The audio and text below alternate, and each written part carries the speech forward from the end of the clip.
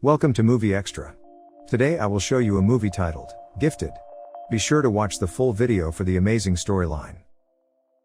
Frank Adler is trying to get his niece married to come out of the bathroom. She is not fond of the outfit she has to wear for what is to be her first day of school. Frank and Mary live in a small home with their one-eyed cat Fred. Frank then goes to drop Mary off at the bus stop. After she's gone, Frank is spotted by his neighbor Roberta. Roberta follows Frank into his house and tells him that he needs to do something for Mary or else he will lose her. Mary begins her first day of first grade in math class taught by Ms. Bonnie Stevenson. Bonnie asks basic math questions, but Mary is displeased since she knows more advanced math than the rest of the class. She solves a multiplication problem on her own and even states the square root of the number. Principal Davis enters the room and Mary shouts at her to call Frank and get her out of class. After school, Frank picks Mary up. Bonnie runs outside to catch him and discuss Mary's incredible knowledge of math.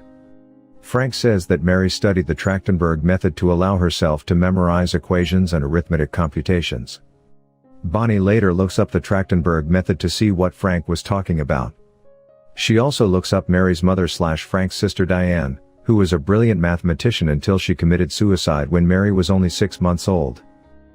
Frank takes Mary out for a day at the beach on a boat while also lecturing her on why she shouldn't have yelled at the principal. Mary does appear to show remorse. Later, Frank goes to a bar he visits every Friday night and finds Bonnie coming in to approach him.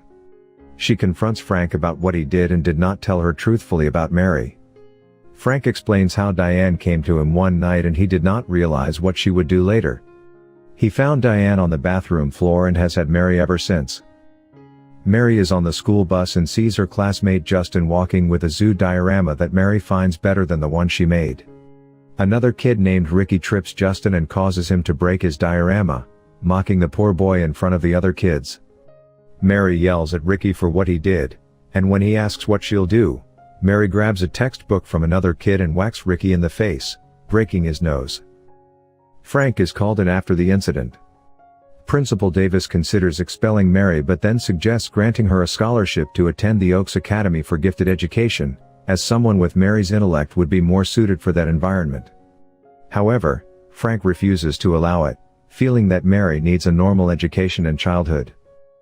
Mary later apologizes to her class for hitting Ricky, but then takes the opportunity to mention how great Justin's diorama was, leading the class to applaud the boy. Frank and Mary receive an unexpected visit from Frank's estranged mother Evelyn. She gives Mary a laptop as a gift. Evelyn then takes the time to criticize Frank's living arrangements and Mary's form of education, which doesn't surprise Frank.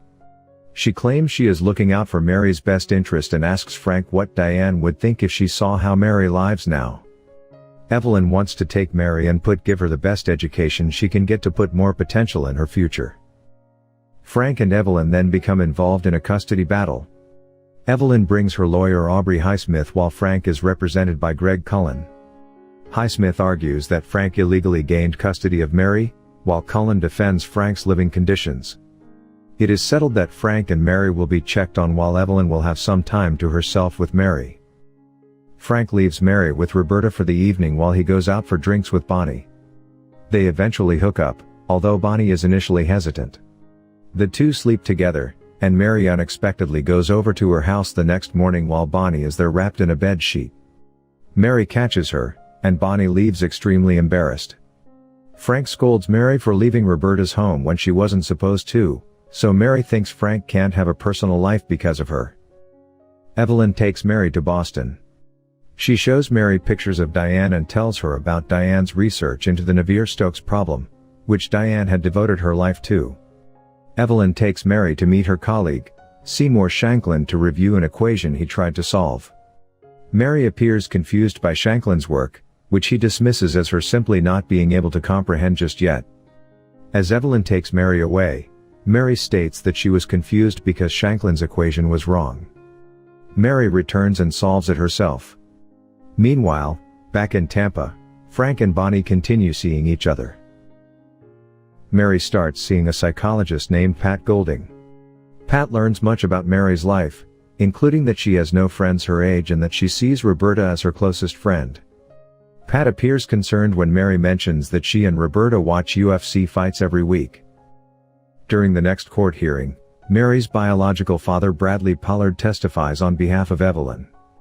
Cullen presses Bradley over his non-involvement in Mary's life, not even being able to know her middle name.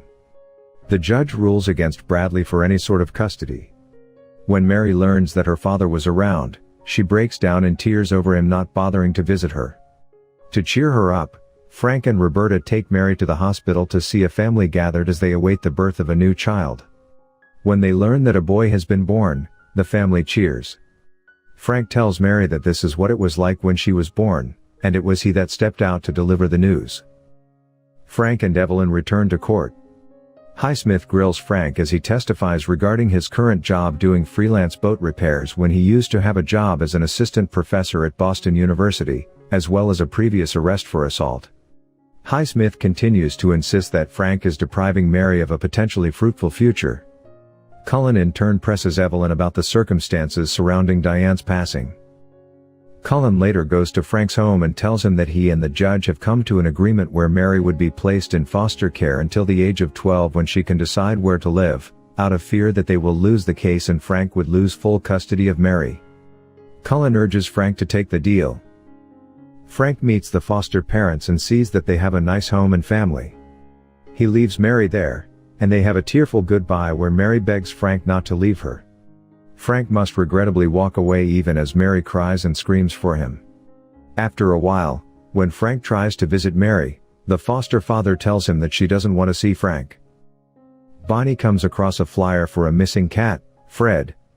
She sends the picture to Frank, who later goes with Bonnie to the animal shelter, as he seems to know what is going on. Not only does he get Fred back, but he gets 2 more cats as well. Frank goes to the foster home and finds out Evelyn is staying in the guest home and has 2 tutors present for Mary. Although Mary is initially angry to see Frank, she breaks down and hugs him.